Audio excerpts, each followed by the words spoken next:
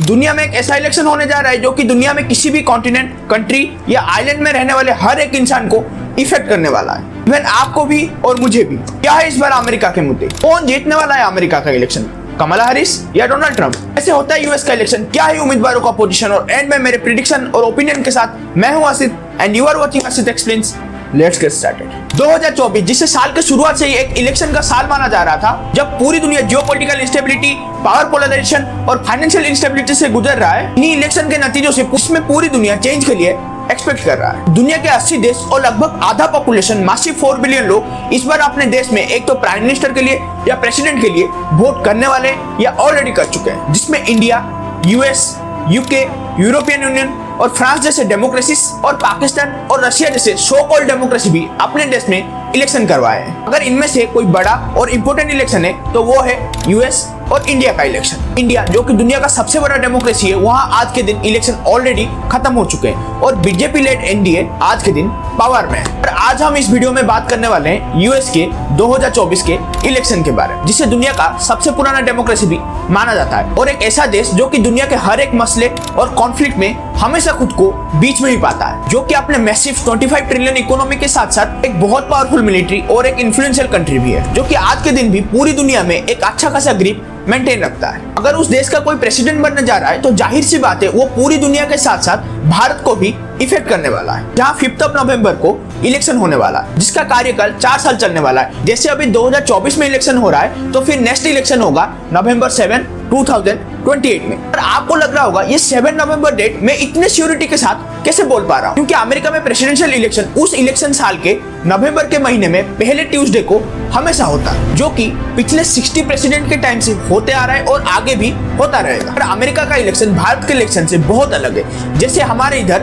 बहुत सारा पावर हमारे प्राइम मिनिस्टर के पास होता है और प्रेसिडेंशियल पोस्ट एक सेरेमोनियल पोस्ट है, और यूएस में बहुत सारा पावर होता है प्रेसिडेंट के पास, जिसका इलेक्शन प्रोसीजर भी थोड़ा पेचीदा है। जैसे हमारे इधर हम पहले एमपी इलेक्शन में एमपीज को वोट करते हैं और वो बाद में जाके अपने बीच में से कोई प्राइम मिनिस्टर खुद से ही चूज करते हैं। यूएस में 5 नवंबर के दिन सारे लोग मिलके एक काउंसिल को इलेक्ट करेंगे, जो कि बाद में जाके प्रेसिडेंट को वोट करेंगे। और यूएस में 50 स्टेट्स और लगभग 538 सीट्स और मेजोरिटी के लिए चाहिए 227 सीट्स। पर उनका सीट डिवीजन हमारे यहाँ के सीट डिवीजन से बहुत अलग है। जैसे हमारे यूपी जैसे स्टेट जहाँ आज के दिन 80 सीट्स है, जैसे अभी रिसेंट इलेक्शन में एनडीए को 36 सीट मिला और इंडिया अलायंस को 43 सीट्स मिला, पर हमारे इधर अभी जिसको जो सीट्स मिला वो नंबर उसके पास है। अगर यही चीज यूएस में होता तो सारे के सारे 80 सीट्स इंडिया अलायंस के पास चले जाते और इंडिया के पास रह जाते महज 0 सीट्स। और ये सारा गणित को बोलते हैं विनर टेक्स ऑल, जो कि हर स्टेट के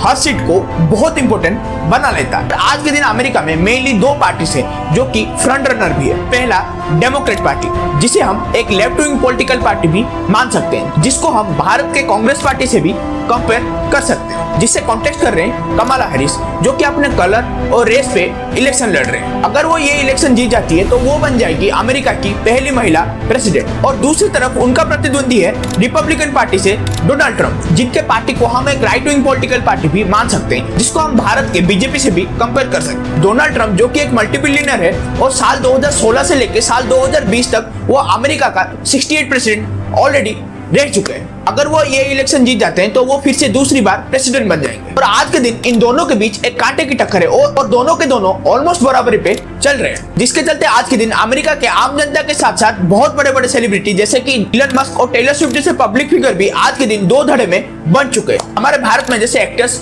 पब्लिक फिगर्स, न्यूज़पेपर्स और बिजनेसमैन पॉलिटिक्स के बारे में कोई बयान देने से बचते हैं और वो फंड्स कैसे देते हैं वो आज के दिन किसी से छुपा हुआ नहीं है। अमेरिका में कॉन्सेप्ट है पॉलिटिकल पार्टी को एंडोर्स करना,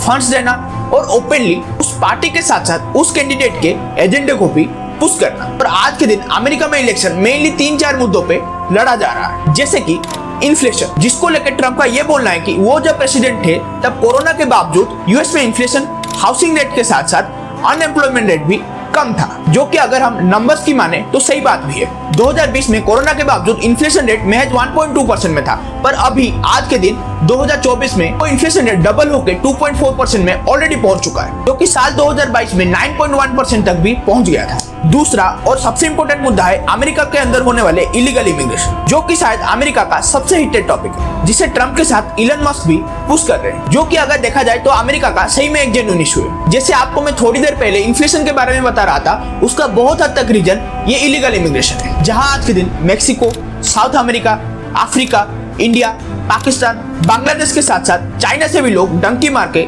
अमेरिका पहुंच रहे हैं, जिसमें क्रिमिनल्स, ड्रग एडिक्ट्स और यहाँ तक माफिया भी घुस रहे हैं, जिसके वजह से आज के दिन अमेरिका में क्राइम रेट के साथ साथ अनएम्प्लॉयमेंट रेट भी बढ़ रहा है। और ये सब प्रोसेस जब डोनाल्ड ट्रंप प्रेसिडेंट थे तो बंद हो गया था, पर जब से बाइडेन प्रेसिडेंट बन के आए तब से ये लग रहा है कि उन्होंने इलीगल इमिग्रेशन को लीगलाइज कर दिया, जिसको लेकर ट्रंप के द्वारा बाइडेन प्रशासन पे ये आरोप लगता है कि ये सब बाइडेन इसलिए कर रहे हैं ताकि वो स्टेट्स के डेमोग्राफी को चेंज कर सके, और जब ये इलीगल इमिग्रेंट्स सिटीजन बन जाएंगे तो वो बाद में जाके डेमोक्रेट्स को वोट करेंगे, जिसके चलते आगे फ्यूचर में डेमोक्रेट्स का जितना तय रहेगा। और तीसरा मुद्दा है गन कंट्रोल का। इंडिया में जहाँ गन के लिए इतने लाइसेंस और प्रोसीजर है, अमेरिका में वही गन शॉपिंग मॉल में मिल जाता है, जिसके चलते गन साइकोस और क्रिमिनल्स के हाथ में लग जाता है, जिसके चलते हमें आए दिन न्यूज में यूएस के स्कूल के अंदर मास शूटिंग दिख जाता है, जो कि सबसे दुखदायक बात है। चौथा मुद्दा है एबॉर्शन का, जिसको लेकर दोनों के दोनों कैंडिडेट नॉर्थ और साउथ ओपिनियन रखते हैं। जैसे ट्रंप अपने कंजर्वेटिव आइडियाज के साथ राइट टू लाइफ को पुश करते हैं, और कमला हैरिस का यह मानना है कि एबॉर्शन प्योरली एक महिला का चॉइस होना चाहिए। फिर अमेरिका जैसे देश के लिए balance of power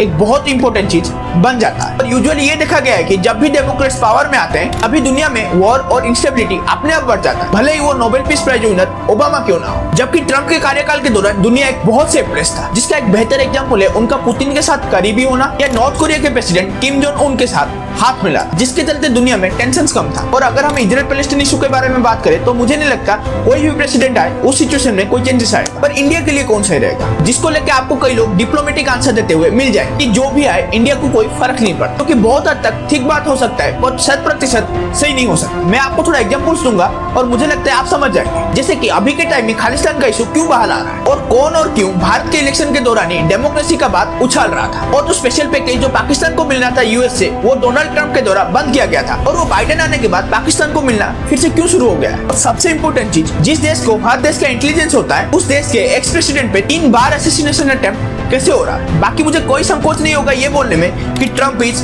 better for the world. हाँ, मैं ये मान सकता हूँ ट्रंप के बाद वीजास और ट्रेड्स में प्रॉब्लम आएगा, बट विल नॉट कॉस्ट